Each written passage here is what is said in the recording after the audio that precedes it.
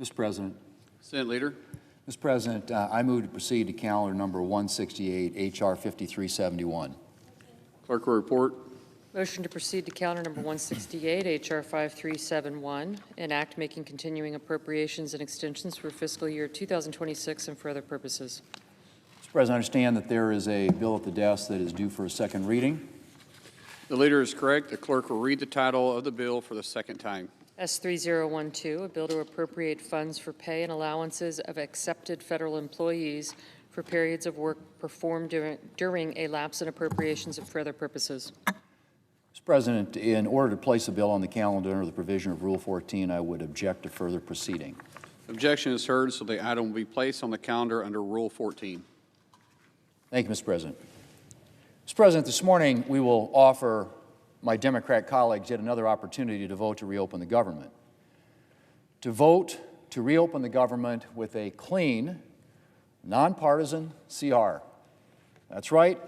We are not asking Democrats to swallow any new Republican policies. We're not asking them to swallow any partisan policy riders. We're simply asking them to extend current funding levels for a few weeks while we work on full-year appropriations. And you don't have to take my word for it. Everyone from the president of the Teamsters Union to mainstream media outlets has confirmed that the CR Republicans have put forward is a clean CR. But Senate Democrats chose to shut down the government anyway.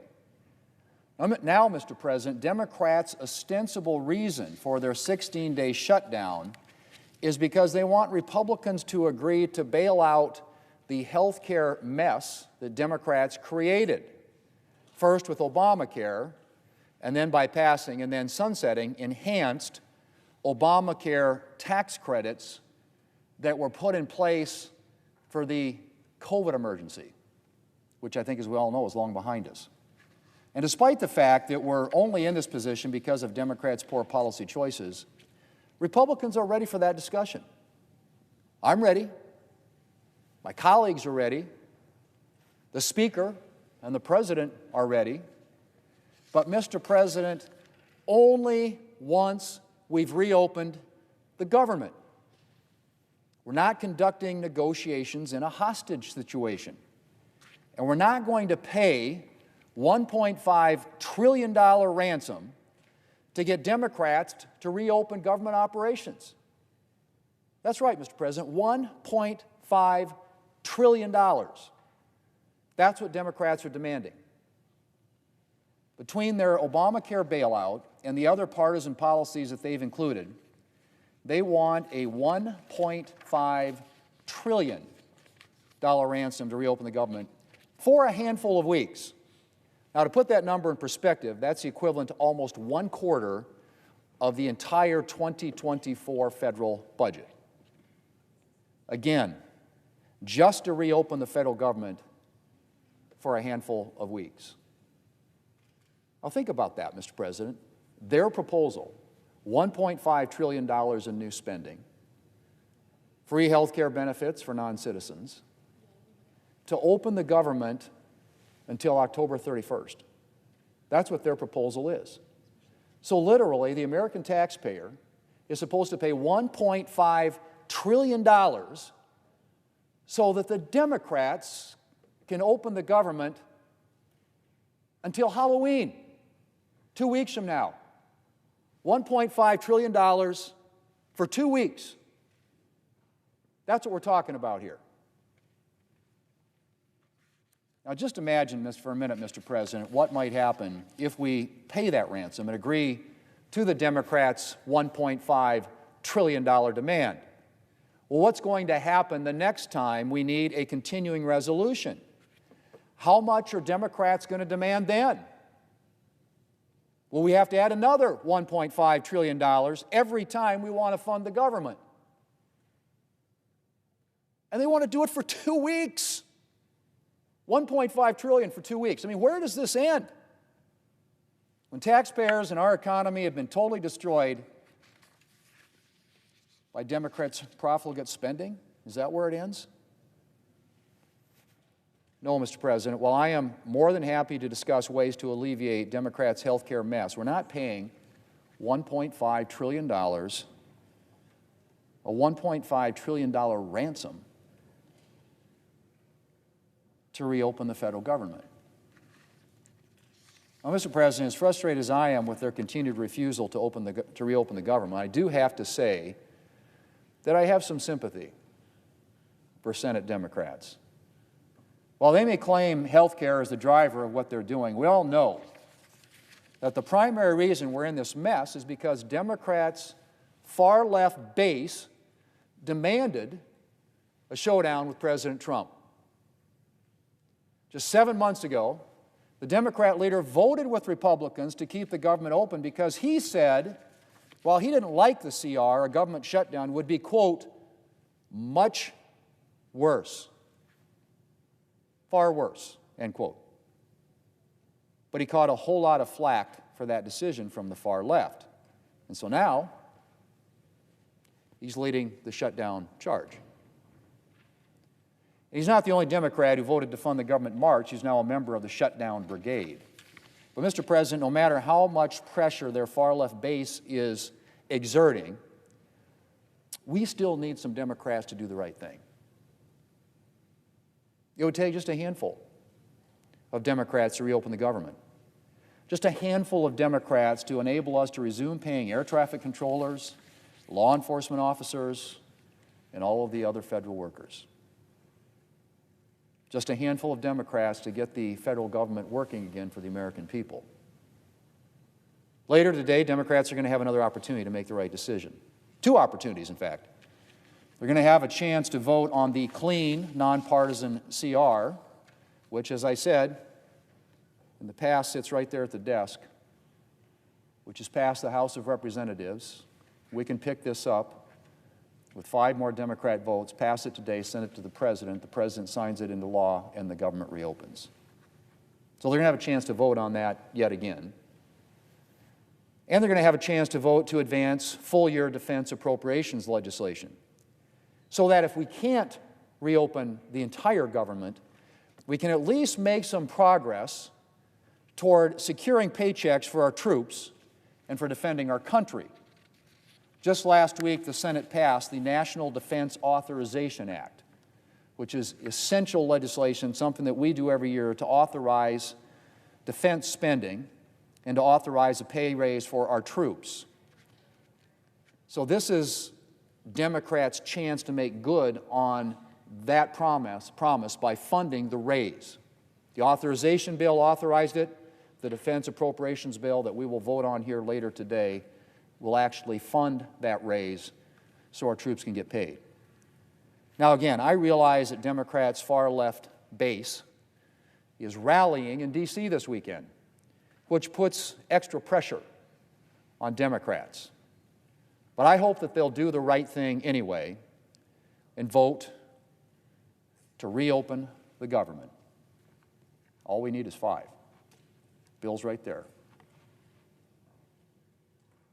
Goes to the President, he signs into law. Government reopens. Mr. President, the American people are depending on some, I'm hoping, Democrats who are willing to put the interest of the American people ahead of the interests of their far-left base. Mr. President, I yield the floor. I seek quorum. Clerk will call the roll. Ms. Alsobrooks.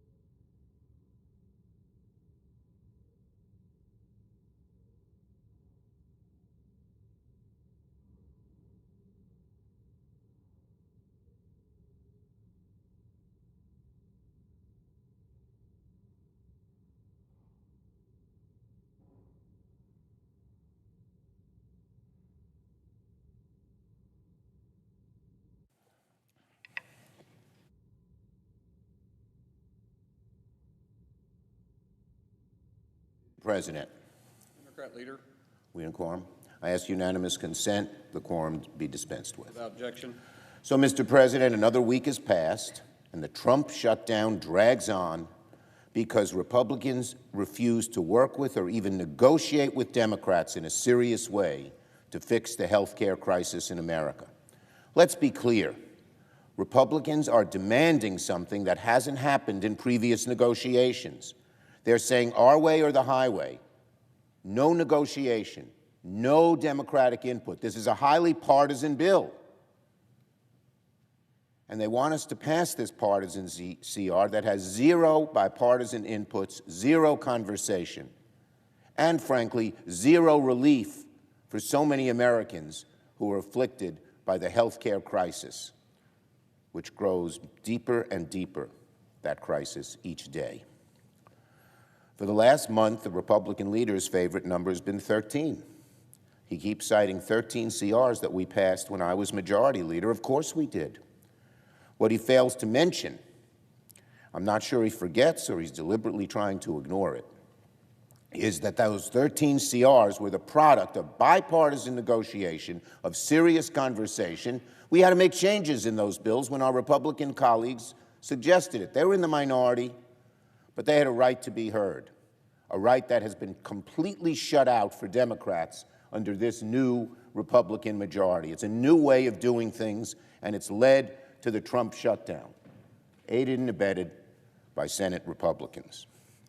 Leader Thune talks about hostages. Yeah, the truth is the hostages are the American people that the Republican majority and Trump are holding hostage because they won't help them with health care. Americans are demanding we do something. We address this health care crisis. In terms of extending the ACA tax credits, 90% of Americans want them extended. 58% of Trump voters want them extended. And that's who's being held hostage by the Republican majority. Those are the unfortunate hostages, the American people, and the crisis they face with health care. The ACA crisis is looming over everyone's head. And yet Republicans seem ready to let people's premiums spike by tens of thousands. That's who the hostages are, the American people who need health care relief, who are demanding health care relief. And I'll remind my Republican colleagues, open enrollment is in 2 weeks. It means in 2 weeks, tens of millions of Americans are going to have to make life-changing decisions. Imagine getting a notice that your insurance is going to go up $15,000 each year, as so many of my constituents and people across America are getting, and having to make the awful, awful decision whether to have health care or not, and then think, what if my kid gets sick and I won't have health care? But what do? I can't afford $5,000 or $10,000 more a year. That's the position Republicans are putting the American people in. That's the position Donald Trump is putting the American people in. And I don't know if Republicans don't comprehend it. I think they do. Even when we went to the Oval Office, it seemed when Leader Jeffries and I told President Trump about it, he was just beginning to understand the depth of the crisis. But they either don't understand it or they're brutally callous. So interested in tax cuts for the very wealthy that they're willing to just savage health care for the American people. And then a few Republicans, if they want to act on health care at all, many of them don't want to do anything, particularly in the House, where they seem to hold Speaker Johnson in a frightened situation. He's so afraid to do anything about health care because his right wing will attack him. But for those who want to act on health care, they think we can wait till the very, very last minute. But the reality is it'll be far too late for the American people. And many of them will be stuck paying outrageous amounts of money. The vast majority of Americans who have health care, who have ACA health care and other health care, are going to have to make their decisions by November 1st, not January 1st. Yet, despite this crisis, despite the enormity of the increase in costs that Americans will have to pay for their health care, Republicans continue to dig in. They continue to say, we don't want to help on health care. We don't want to negotiate with Democrats on health care. They say there's nothing to negotiate. That's got to change soon. Has to, for the sake of the American people. Democrats want to reopen the government as soon as possible so people can get back to work, so government services are not interrupted. But we need to fix the ACA premiums right now. If Republicans fail to act now to lower premiums, the American people will correctly, wish it didn't have to happen, wish we could solve this, but they'll have to hold them. The American people will have to hold Republicans responsible when they face financial ruin. Now on the No Kings rallies. In a few days, millions of Americans in cities, towns, villages, rural areas across the country will exercise one of the most fundamental rights under the Constitution, one of the greatest things about America, exercising the right to peacefully protest, exercising the right to free speech. This weekend's No Kings rallies will be an affirmation about what America is all about.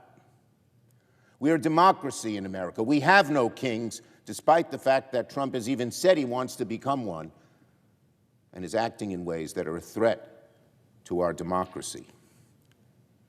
In America, we do not have dictators, and we cannot allow presidents to transform the presidency into some form of dictatorship. And now more than ever, for that reason, it is vital Americans from one end of the country to the other stand up for our basic freedoms, because Donald Trump is eroding our democracy day by day by day. So this weekend, I encourage Americans everywhere, Americans who love this country, who care about our democracy. I don't care if you're a Democrat or Republican or independent, a liberal or a moderate or conservative. The vast majority of Americans want to preserve this democracy. And the No Kings rally says that in a very strong way, where millions of Americans, millions, will come together to say just that we don't want kings in America. I will join the marchers to celebrate what makes this country so great. And I say to my fellow citizens, do not let Donald Trump or Republicans intimidate you into silence. That's what they want to do. They're afraid of the truth. Republicans are going apoplectic because Americans are exercising their right to free speech. Even though, even some of them, too many of them, know that Donald Trump is threatening our democracy, and the American people are seeing just that. And that is the theme, the very appropriate theme of this weekend's rallies. No kings. No kings. So I urge Americans, speak out, use your voice, exercise your rights to free speech. And of course, there should be no violence from either side. I say to Americans, show the world how much we love this country, how much we love our values, how much we love our democracy and want to preserve it. And don't be afraid. Trump and the Republicans want you to be afraid. They don't like free speech. When it's free speech they don't want to hear. But we're not going to let them intimidate us. For weeks, Republicans have tried to vilify these rallies. They call them the most ridiculous of terms, hate America rallies. These are love America rallies. They call them terrorist rallies. That's just despicable. They're trying to scare people away from their basic right to free speech, but we will not be intimidated. These are not hate rallies, as some of the right-wingers try to say. These are Save America rallies, Love America rallies, Care About America rallies. Not only is this a right to protest, which we all treasure or have treasured until recently, with this new administration seeming to not want rights to protest or even free speech when they don't agree with it. This is the right thing to do, a necessity, when Donald Trump weaponizes the Justice Department to become his attack dog and go after his political enemies, when he attacks the courts, when he intimidates the free press and tries to tell networks they're going to lose their licenses if they say things he doesn't agree with, when people are arrested and put in jail, American citizens, with no real cause and not even identification of who is making the arrest. I am so proud of Americans who will stand up peacefully. There's nothing more American than exercising the right to free speech, especially the right to dissent, especially when our democracy is at risk because of what Trump and his Republican cronies are trying to do. Remember the last No Kings rally.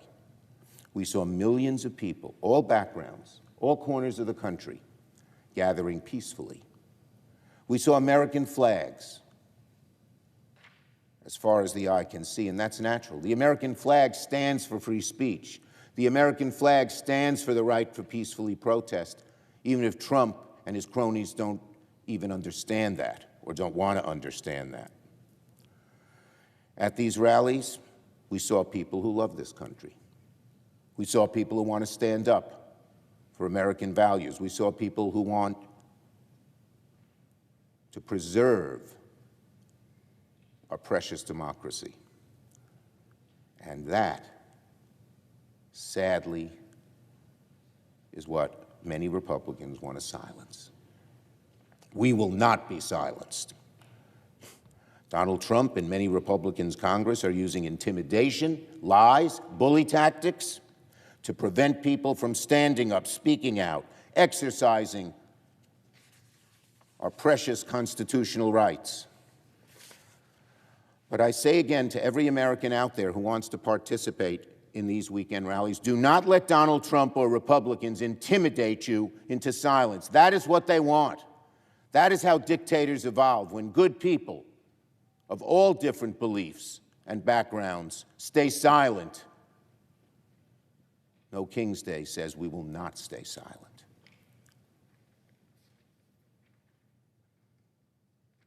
Do not, I say to the American people, do not be afraid to exercise your right to free speech. Be proud that you're doing it.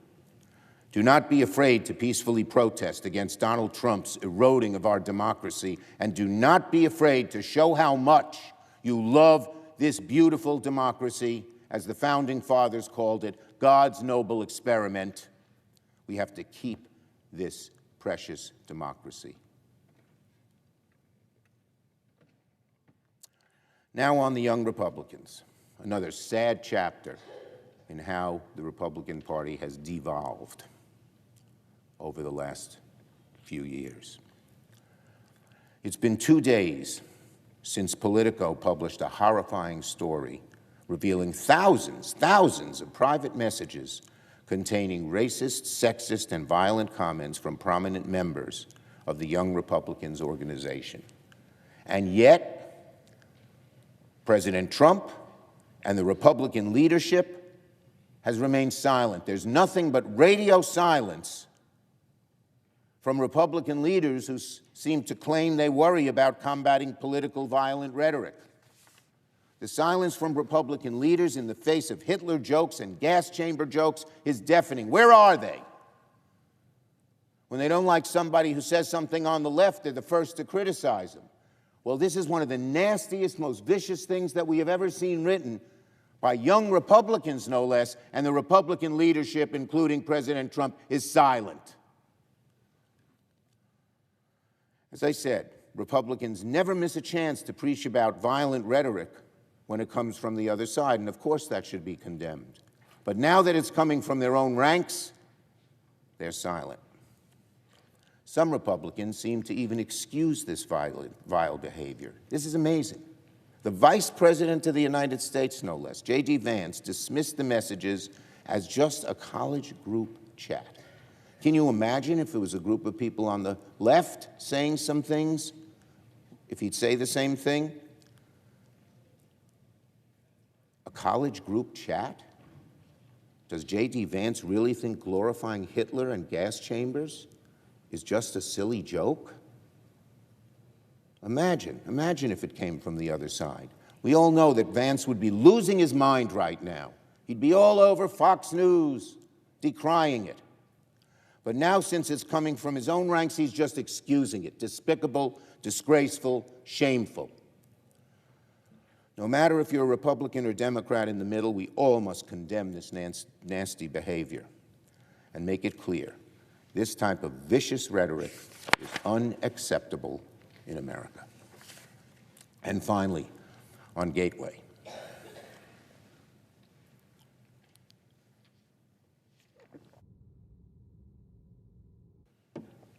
On Gateway. Yesterday, President Trump and his administration terminated funding for Gateway. Gateway is the most important infrastructure project in America, period. It'll keep our economy moving, our region connecting, tens of thousands of union workers on the job.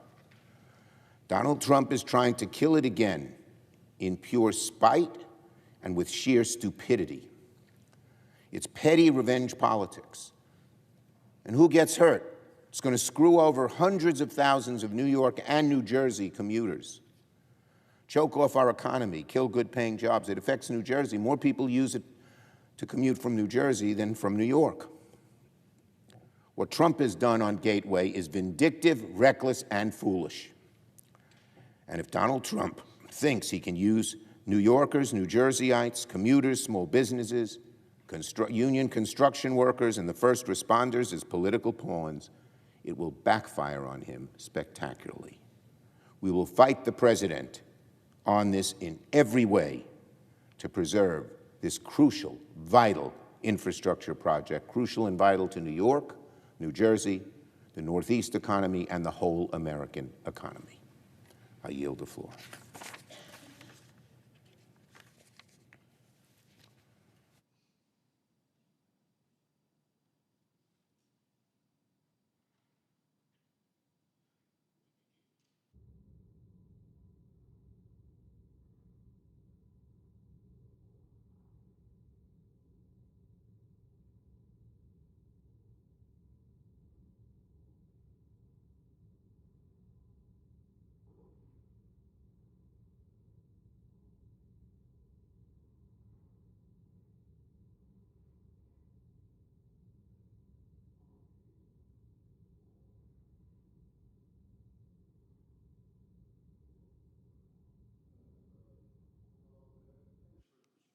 Unanimous consent to waive the mandatory quorum calls with respect to the following cloture motions. Calendar 168, H.R. 5371, and Executive Calendar number 460. Without objection. Thank you, Mr. President. Mr. President, today is day 16 of the Schumer shutdown. Democrats have an opportunity to end the charade today. We'll be voting in the next few moments. I expect they won't. Why? Well, for starters, the minority leader believes every day gets better for us. I'm not sure who the us is, but that's what he believes. He must be talking about Democrat leadership, Democrat politicians, can't be talking about people all across the country, not the people who work every day to keep our country safe, not the federal workers who aren't getting paid. Oh no, he can't be talking about them when he refers to every day gets better for us. What Senator Schumer and Democrats in this body are really saying is this: every day of this Schumer shutdown strengthens their alliances with the far-left activist groups. These radicals hold the reins on today's Democrat Party. They're driving the stagecoach. Schumer's not leading this. Jeffries isn't leading it. The people that are driving the stagecoach are the left-wing activists, and they are driving it over the cliff. Let me give you another reason why I suspect Democrats will once again refuse to reopen the government. It's because the far-left activist groups are pressuring the Democrats to keep the government closed until after their radical anti-America rally, which is going to be held this weekend. The rally, which some have labeled the I Hate America rally, is going to take place Saturday, and there'll be rallies in D.C. and across the country.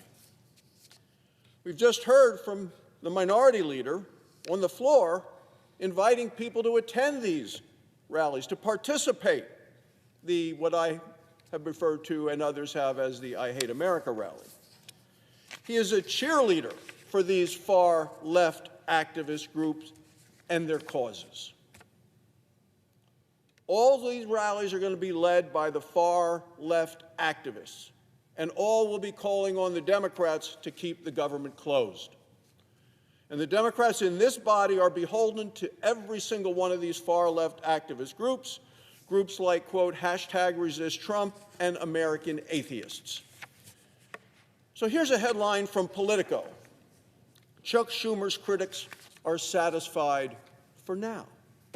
The article goes on to quote the head of the far-left activist group called Indivisible. This group is organizing Saturday's radical rally. The leader of the far-left group says of the minority leader, he said, quote, "He hasn't surrendered yet. I call that progress, and we're cheering him on now." Well, 7 months ago, that same person had a very different message for the minority leader. That same person said, quote, "Senator Schumer should step aside as leader. Every Democrat in the Senate should call for him to do so." So what changed? Well, Senator Schumer started towing the line of the far-left group. He shut down the government in spite of the fact that 13 times when Joe Biden was president, he voted for a clean continuing resolution to keep the government open. Well, what changed? Well, the minority leader is now the puppet of the radical, extreme, dangerous, scary wing of his party. He's huddled with the far-left activist group for months before this shutdown. Months. They organized this shutout in Senator Schumer's office. They organized a war room for the shutdown. They're calling the tune. Senator Schumer even gloated to Punchbowl News, quote, "We thought about this long in advance. This isn't something that just happened. They've been planning this. This is premeditated. It's a political game for Senator Schumer and the Democrats, and it is a dangerous game for every other American. People aren't receiving paychecks because Senate Democrats want to prove their allegiance to the far left. Democrats want a standing ovation this Saturday when they rise to address the radical wing of their party, the wing that's holding the reins and holding them tightly, a wing that's extreme, dangerous, and scary, that is pro-crime and anti-America. That's what we're facing, Mr. President. Senate Democrats want to be cheered on for holding hostage the paychecks of the TSA agents and air traffic controllers. Meanwhile, Americans are sick and tired of Democrats' dangerous political games. They just want to get back to work. Today, Democrats are going to have an opportunity to prove that they aren't beholden to the far left of the party. We're going to have a vote. We're going to vote on a bipartisan appropriations bill as well to fund the Department of Defense, to fund the warfighters, the troops, the people who keep our nation and our allies safe. Now, Mr. President, this bill has already come through a bipartisan appropriations committee. The vote was 26-3. 26 voted for it, only 3 voted against it. That same bill we're bringing to the floor today. And we're going to see if the Democrats are going to work with us on the bipartisan appropriation bill. They claim they want regular order. They claim they want things to work together. And it's a bill that they have said themselves it's necessary. Now, remember, Senator Schumer last year didn't bring a single appropriations bill to this floor of the Senate, in spite of the fact the 12 bipartisan bills passed out of the committee. He refused to bring any of them to this floor to fund the government when he was majority leader. Wonder who he's going to side with today. Senate Republicans this year have already approved 3 appropriations bills to fund the government. This will be the 4th. Democrats are holding the government hostage. They're holding the American people hostage. Republicans are committed to reopen the government. We are going to vote against that today. We're holding votes on our bipartisan, clean, continuing resolution. one that Democrats have voted on 13 times in favor of when Joe Biden was in the White House. Now, I believe that Democrats have an opportunity as well as an obligation to end the Schumer shutdown. We should end it today. Thank you, Mr. President. I yield the floor.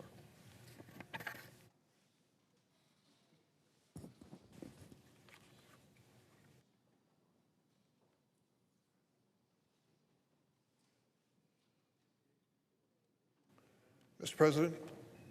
Democrat Whip. Mr. President, last week we learned that Venezuelan opposition leader Maria Corina Machado had won this year's Nobel Peace Prize. This is a photograph of her. She did so for her steadfast and courageous fight for democracy in the once proud nation of Venezuela that unfortunately now, under a man named Maduro, has descended into chaos and dictatorship. I had the chance to visit Venezuela in 2018, just before the country's strongman Nicolas Maduro staged a sham election. The years that followed were a predictable disaster, bringing further suffering on the Venezuelan people. In late 2023, under severe repression, the Venezuelan opposition organized a primary election that selected Ms. Machado as its candidate for the July 2024 presidential election. Using a tired old playbook, the Maduro regime refused to allow her on the final ballot. Undeterred, her colleague Edmundo Gonzalez was able to run in her stead. Not surprisingly, given the country's near-failed state status, he won over Maduro with 2/3 of the vote in a process meticulously documented by domestic election observers. What did the Maduro regime do? It shamefully refused to swear him as the successor into office and forced him to flee the country. But Maria Corina Machado refused to leave. She stayed, while the regime arrested key opposition supporters and threatened her as well. And while she remains in hiding for her own safety, she has continued to fight for those election results to be respected and a return to democracy in Venezuela. That steadfast courage in the face of such cruelty is incredible and certainly worthy of the Nobel Peace Prize. Senator Jeanne Shaheen and I were on the telephone yesterday with this brave young lady. She was as determined as ever to see a better future for the people of Venezuela. She has my continued admiration and support in that effort. On another topic, Mr. President, I want to say a few words about events in the Middle East and Ukraine. Over the long weekend, the world saw what is hopefully the beginning of the end of the war in Gaza. I want to congratulate President Trump for the historic agreement that made this possible. There are still critical elements to be negotiated and settled.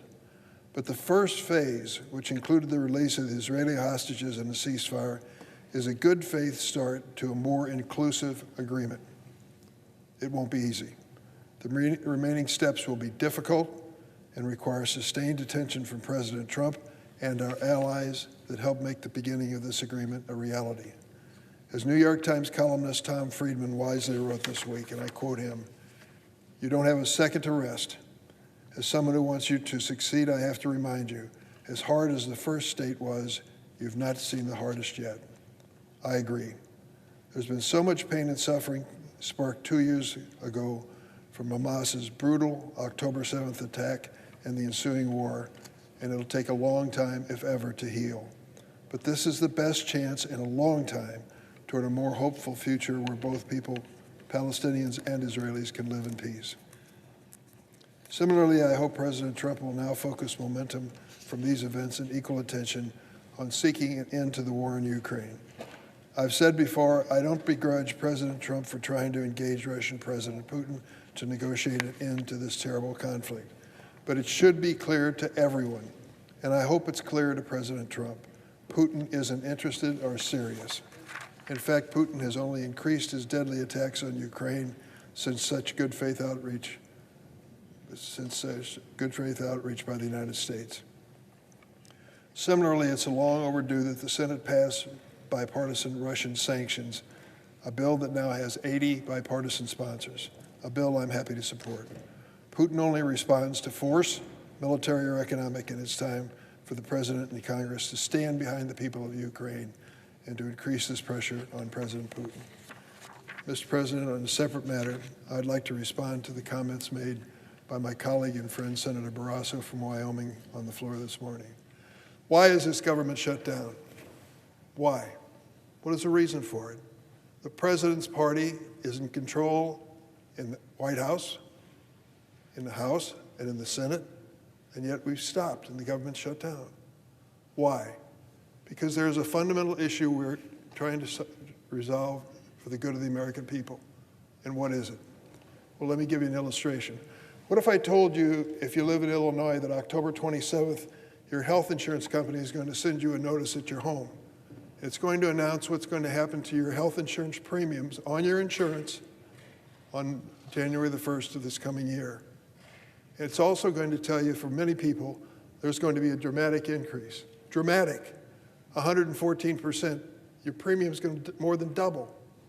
Some people will say, that's all right, got plenty of money in the bank, not worried about it a bit. But most people will say, doubled? It's already too high. What am I going to do? How am I going to afford this? What's it going to do to my family budget if I have to pay twice as much January 1st for my health insurance? How did this happen? Who did this? It's called the big, beautiful budget bill of President Trump. That's what did it. There's a tax credit that's available for millions of American families to help them pay for their health insurance premium. The Republicans eliminate it. And when they eliminate it, people are on their own to come up with the money for pay for the health insurance. Is it important? I think it's critical. It's one of the most basic questions you're going to ask when you ask, how's your family doing? Are you doing okay when it comes to health insurance?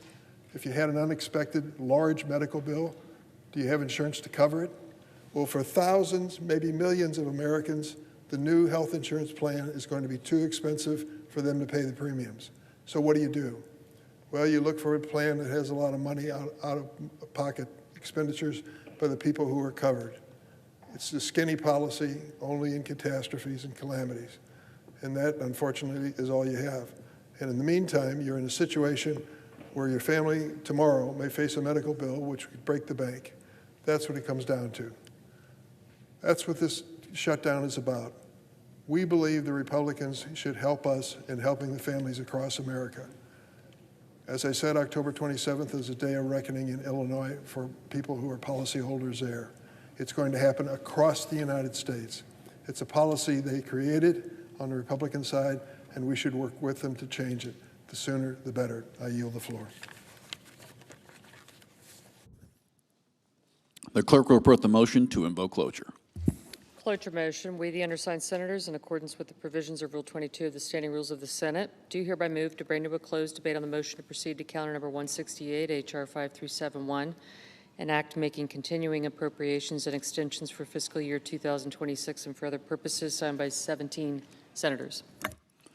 By unanimous consent, the mandatory quorum call has been waived. The question is it the sense of the Senate that debate on the motion to proceed to H.R. 5371, an act making continuing appropriations and extensions for fiscal year 2026 and for other purposes shall be brought to a close? The yeas and nays are mandatory under the rule. The clerk will call the roll. Ms. Alston Brooks, Ms. Baldwin,